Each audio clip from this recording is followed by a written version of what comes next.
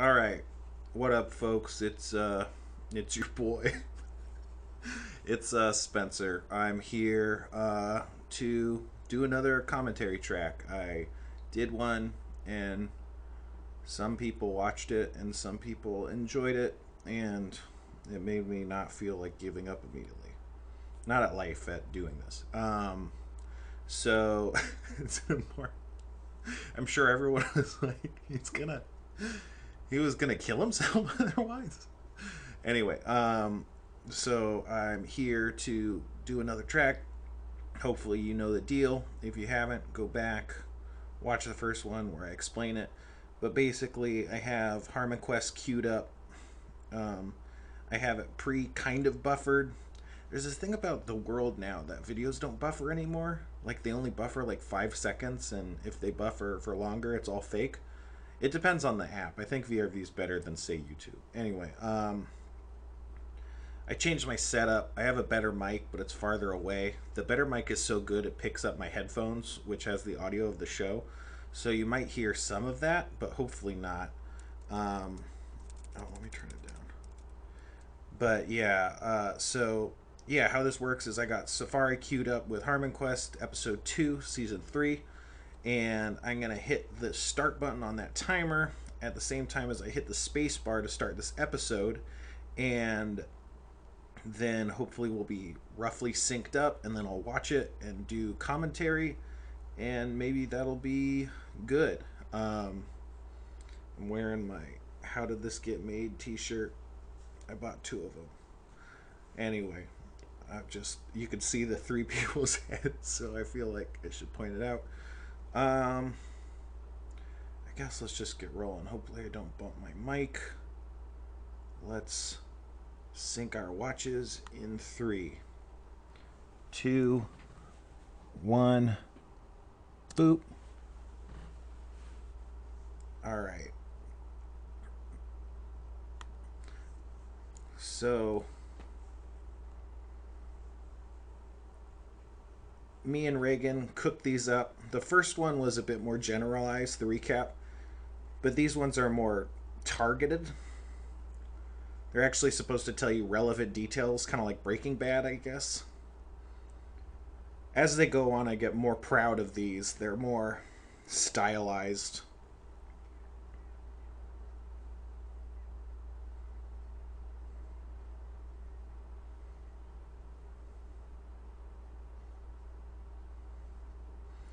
This season's more saturated than last season's. You could see it in some of the colors, like Erin's hair and her skin and Bone Weevil. It's due to a complex series of output issues. You remember that dark episode of Game of Thrones? Apparently, that may have had something to do with these weird output issues where it just outputs on a darker wavelength than it looks. So when we were watching it in the studio, it looked one way, but then on people's home computers, it looked completely different in monitors. So it's possible it actually looked better to them when they made the show, but because of an output issue, it looked like shit. So we had to deal with that same problem. We're basically Game of Thrones, which makes a lot of sense if you think about it. Well, I talked all over the recap, so hopefully it makes some sense. I mean, you shouldn't watch this first, right? You should watch this second. Watch the episode first.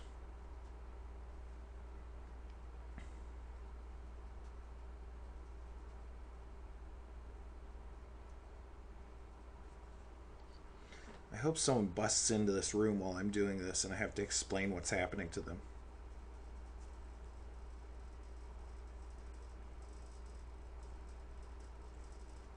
Dan's self-conscious about being famous.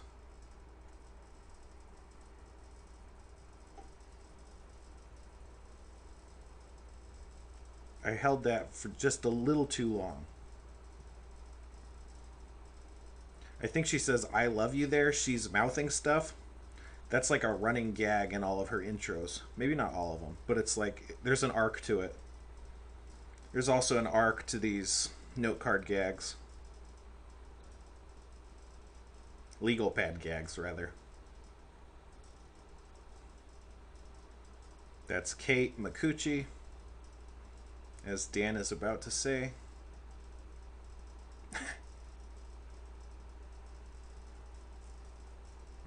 Oh yeah, I shaved my beard. I look way fatter. I meant to mention that. Maybe I did? I don't think I did, though. She's doing a legal pad gag, too. She was so great. She was so nice. Everyone's nice. She was also really excited.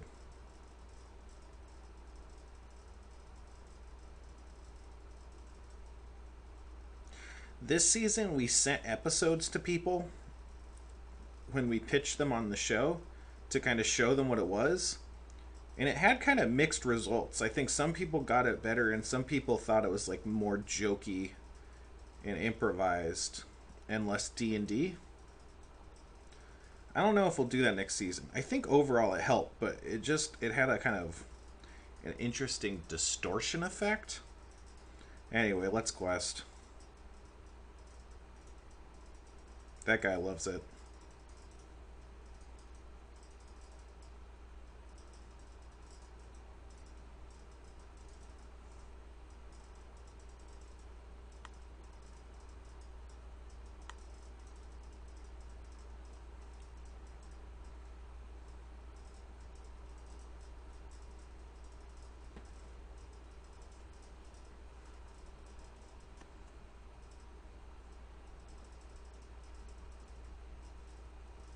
That was the end of season 2. The helling happened. The Shattered Myriad is like, it's frozen in time. I don't know. I don't know how good we depicted that. We had all these lines.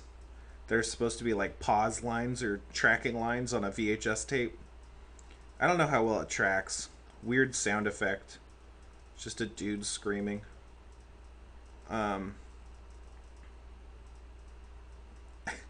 We got the studio note that she didn't look as enough like a druid, which I think is a fair note. We didn't really make her look too much more like a druid. You see the tracking lines kind of vibrate a little bit in some of the frames. I don't know. We could have done that better, maybe. A big part of this episode was the Beast of Beginning, and she name checks it there. Shepherd of the Beast of Beginning.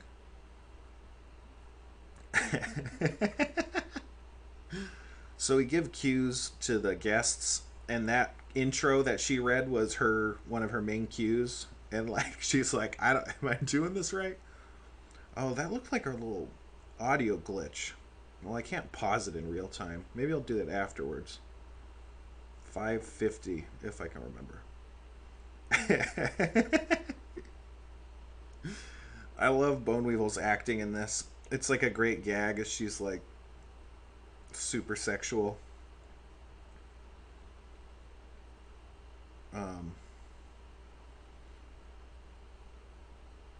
Anyway, this season we wanted it to be like the world is messed up, but we didn't want it to be like the last season where everything's just in hell or has become hell. So in the first episode, it was always obviously just kind of like broken and ruins. And this episode is the Shattered Myriad, where it's like dimensional complications, but it's not hell. It's just fucked up. There's frozen stuff and there's rifts. It's supposed to be like a non-held world that exploded. In the middle of exploding, the druids kind of froze it in place.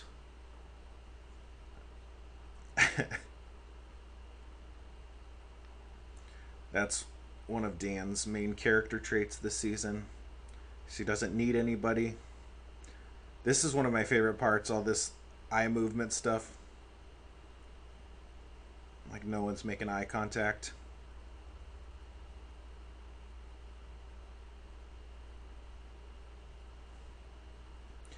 This is her. She's trying to ask about the Beast of Beginning because that's something that's important to her character's lore. But I didn't want to tip it.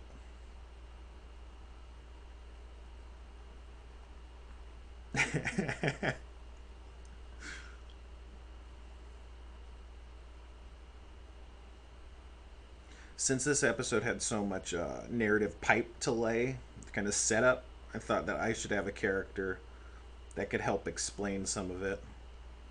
I don't know. This episode had to do a lot of heavy lifting. There's a character that gets introduced next episode that was supposed to be introduced this episode, but it kind of didn't work out. It threw everything into chaos.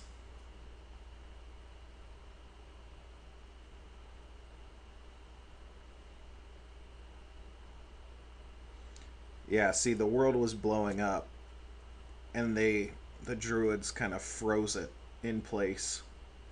And that lightning bolt is like evidence of the spell falling apart and needing to be repaired.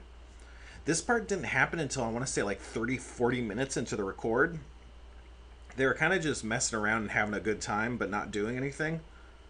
There's a song, like an improvised song or two, that they did, but didn't make it into the final episode because they had to get a lot done this episode, so there wasn't a lot of time.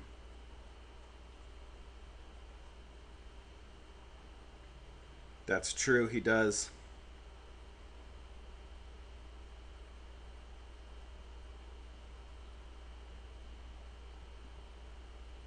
That was me nodding.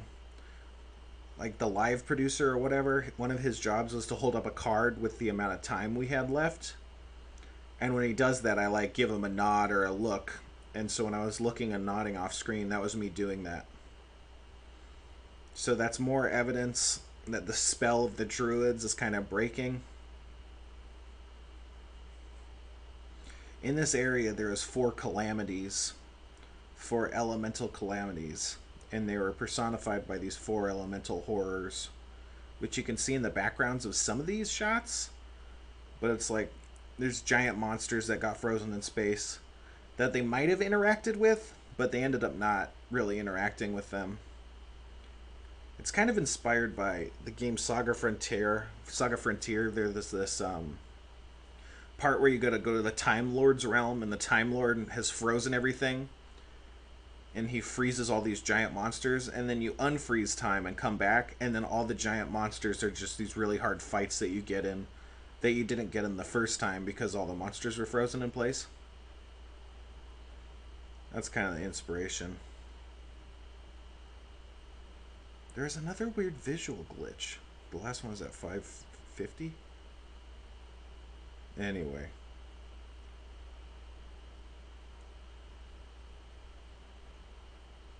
That's what time frozen water sounds like, apparently.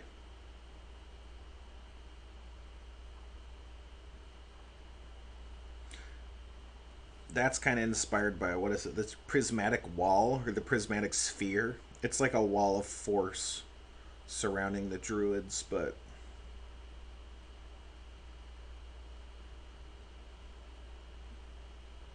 kind of supposed to go in the theme of this elemental calamity.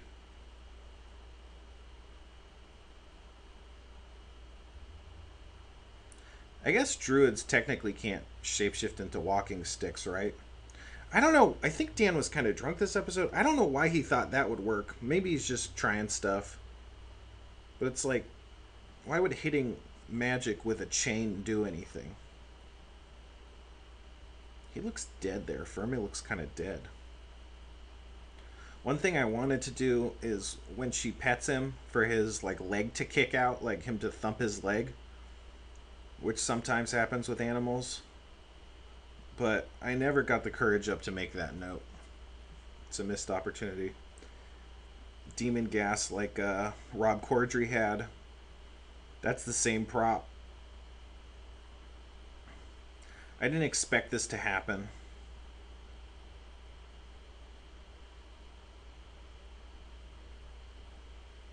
I was just rolling with it, but I didn't know how it would work. I wanted them all to go through,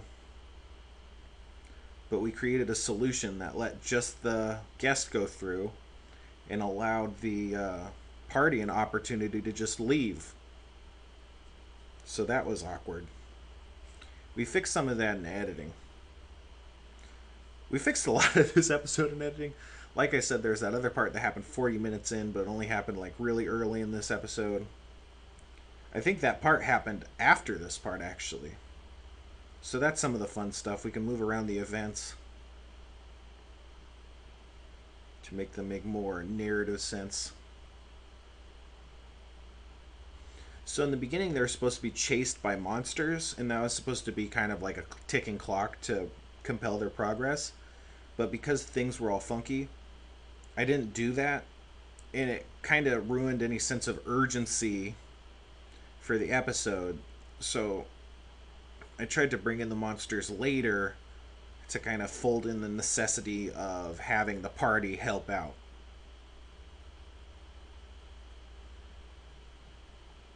The trans helm is supposed to be like a natural structure that the druids kind of use. The druids, they created the demon seal to keep the world safe. There used to just be a hole that connected to hell, and the druids sealed it over in Earthscar Village. And those same druids kind of use the trans helm, and there's different trans helms all over the world. They connect the ley lines and create this magical network of protective energy that keeps the world safe. I think I mentioned that earlier. Well, Fermi mentioned it. Anyway. Yeah, so now the monsters come through. I wonder how audible I am. I guess I'm okay. I can hear myself okay. This is Dan trying to solve the problem with the chain. This one even makes less sense. Like he'll pull the hole inside out or something. Man, my arms look skinny, huh? I've gained so much weight. It sucks. I gained back like almost all the weight. This is Erin. Erin's great this season. She's really trying to do stuff. Man, I'm fat. I gained back almost all the weight that I lost for this shooting. It wasn't for this shooting, but that's my kind of my lightest. So this was the intended solution for this quote-unquote puzzle. Elemental calamities, elemental wall. These are crystallized elemental energy. And the idea is like, you know, the fire counteracts the ice and the ice counteracts the fire and everything. So when you throw the frozen elemental energy, and that's why it burns her skin because it's rippling with power, it creates a chain reaction, all the elements counteracting the opposite elements, and blows a big hole in the wall.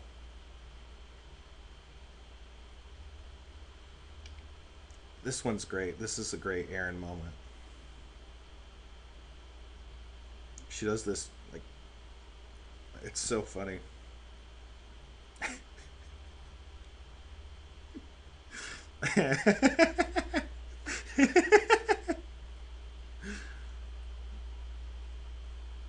Oh.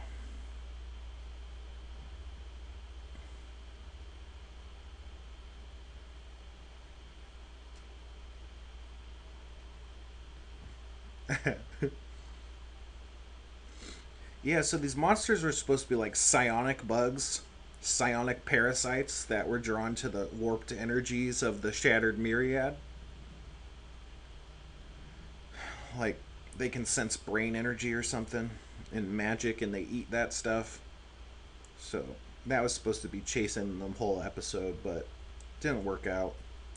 I mean, it ends up being okay. This episode's so complicated, having any aspects that simplify it is helpful, I think. It ends up a bit too simple, but compared to other episodes, but that's fine.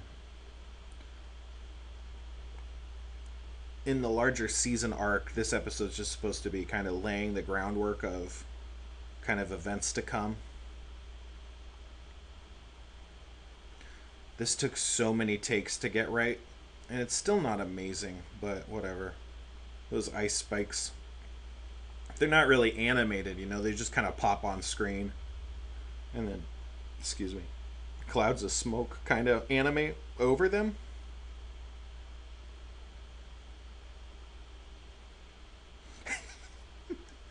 And Bjorn steps in like that with her. It's so good.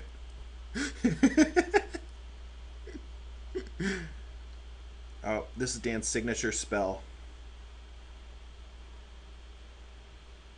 It took a lot of work to get the sound effect right for that. And it's still maybe not perfect, but whatever. It took a lot of work. It's perfectly suited for taking out unarmored crowds of enemies. That's like his fireball, if you will. Yeah.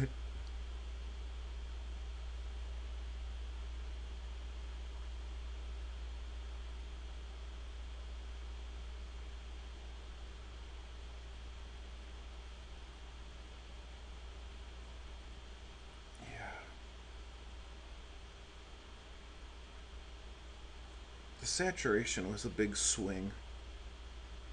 Sometimes I feel like we messed up. It was my idea, so it's like no one else's fault, but whatever.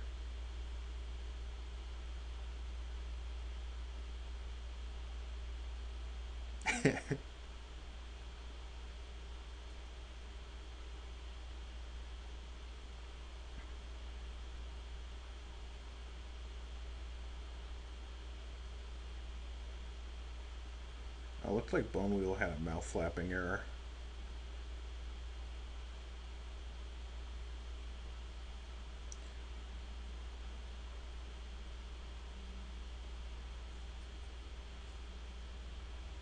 There's a door back there. Are there any other doors? Yeah, door.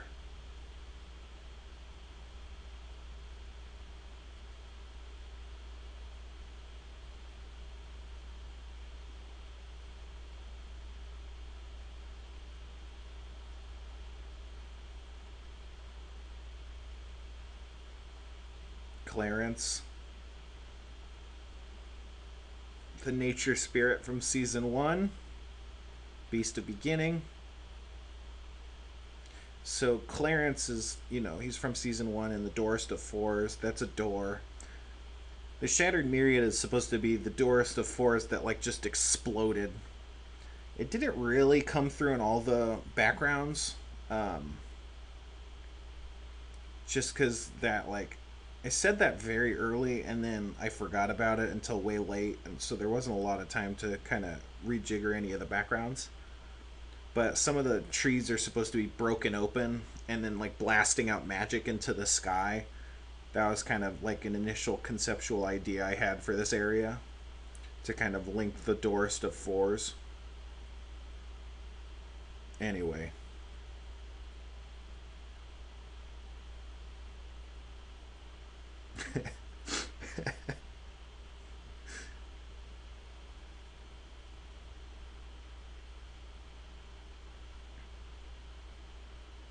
Oh, I forgot all about the pudding pops. I must have talked over it.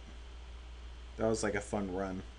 We had to cut Bill Cosby out of the text, out of the voice track, because people were saying Bill Cosby. We didn't want to get into copyright issues or mention serial monsters.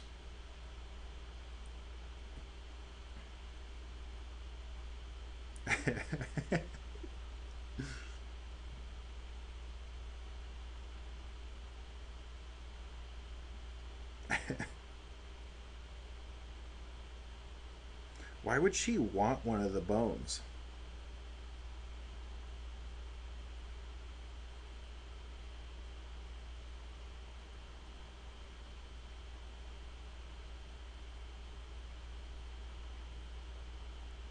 So this is some exposition about to come through.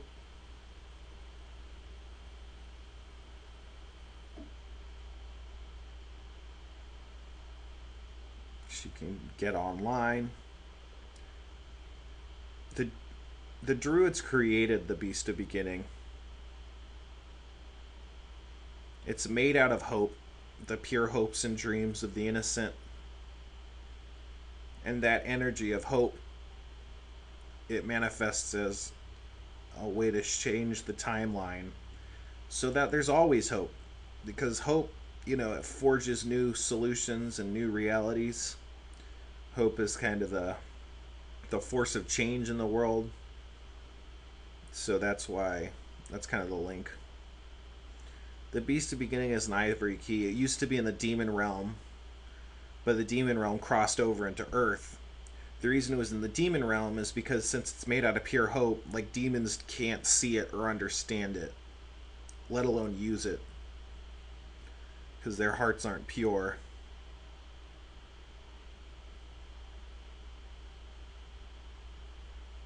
He just like that's like Matrix. He downloaded a lot of magic knowledge into Bone Weevil.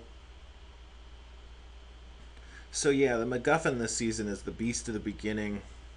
Um, well, it certainly comes up for a bit, and then that's like, how do we undo the damage? Here's how we undo it.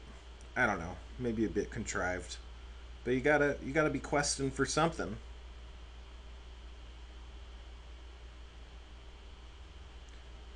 I don't know if we saw it, but the pudding pops just kind of fall from the ceiling. I probably missed it. That was something we added in pretty late as kind of a joke to show like where the pudding pops came from.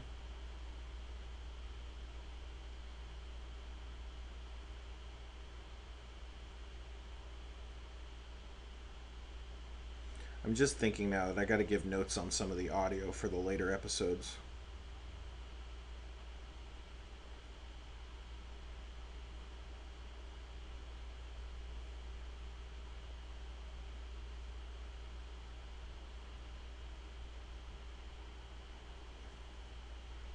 So yeah, that's the show. Dan looked very nonplussed. The fake definition of nonplussed, not the real definition, which means like utterly bewildered. Very not impressed. After this episode, I felt so bad, like we really failed. The network came in and was like, "What are we gonna do?" And I was like, "I'll fix it, and we'll fix it in editing." And we did. I think in editing, this episode really works out, even though the kind of pipe kind of got pushed to the end. It was supposed to be more woven into the beginning. Um, but yeah, I don't know. I think Kate comes across as really funny and charming, which is about the best you can ask for. Um, we get most of the plot details laid out, although not. I wanted to spend more time on that, because it's all very compressed and kind of weakly conveyed, but you get the idea. There's this thing, we gotta go get it. Originally, Dan's character, when he was first introduced, was supposed to be say like, "Oh, I'm looking for this thing," but that changed a little bit. And so we were learning in the second episode. And then, like I said, there's supposed to be a character that shows up in the second episode, but we pushed it to the third episode because of how wonky everything went. Let me go back and see this. Not that it means anything to you, but there's this weird. It looked like a little glitch or something. It was like 550. Anyway.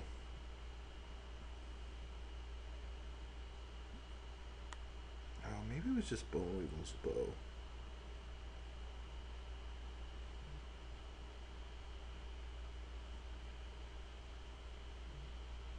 Yeah, no, it looked like Aaron's sword glitches a little bit. Like it moves a couple pixels. Anyway. Okay, so thanks for checking it out. Um Again, maybe someday I'll live stream this. That could be fun. But I already have enough shit to say anyway, huh? What else? Any last things? No, I guess not. Can't wait for episode 3. Oh boy. Thanks for watching. Follow me on Twitter. I mean, don't follow. I have too many I don't have too many follows on Twitter, but I'm at the point where I'm just getting pissed anytime anyone interacts with me on the internet. Maybe I should just quit the internet, huh? Whatever. Worry about that another time. All right. Check me out. Saying bye.